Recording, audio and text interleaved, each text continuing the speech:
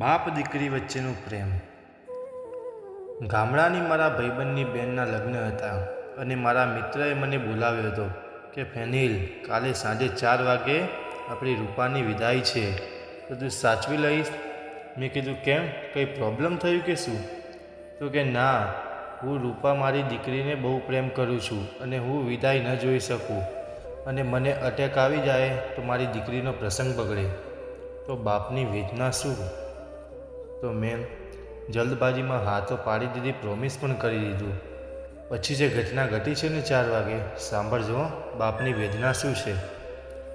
મને પણ ખબર હતું કે રૂપાના પપ્પા વાડીમાં ઓરડામાં છે અને કોઈ પણ દીકરી હોય જો પહેલાં ભાઈને મળી લેશે, દોસ્તને મળી લેશે, પછી છેલ્લે એના બાપને મળે છે, તો એ દીકરીને મારા તરફથી પૂછાઈ ગયું કે રૂપા, સૌથી વધારે તકલીફ તો પપ્પાને મળવામાં થાય છે ને, તો પછી છેલ્લે શું કામ પપ્પાને મળે છે?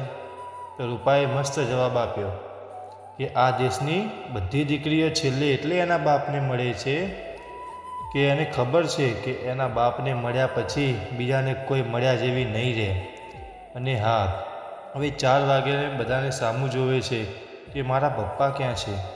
તો મેં કીધું કે તારા પપ્પા તો ગામમાં હશે ને બધું કામ કરતા હશે એટલે।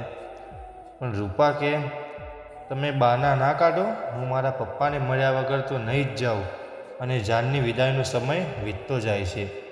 અને દીકરીને ખબર પડી કે મારા બાપ ક્યાંક ઓરડામાં ઊભો આહુડા પાડે છે અને એ દીકરી ફટાફટ બધું પડતું મૂકીને એના બાપ પાસે ગઈ, જ્યાં એનો બાપ આહુડા પાડતો હતો, અને હાથ પકડીને કીધું, એ પપ્પા, હું કાંઈ તમારા ઘરનો સાપ નથી કે મને કાઢી મૂકો છો।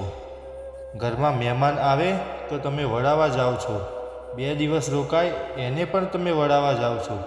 હું તો તમારા ઘરમાં 22 વર્ષ રહી છું, તો મને દરવાજા સુધી પણ વળાવવા નહીં આવો તમે? તો જે આકાશમાંથી વીજળી પડતી હોય ને, જેમ બરફનો હિમાલય ઓગળતો હોય, એમ બાપ દીકરીને જોઈને રડવા લાગ્યો।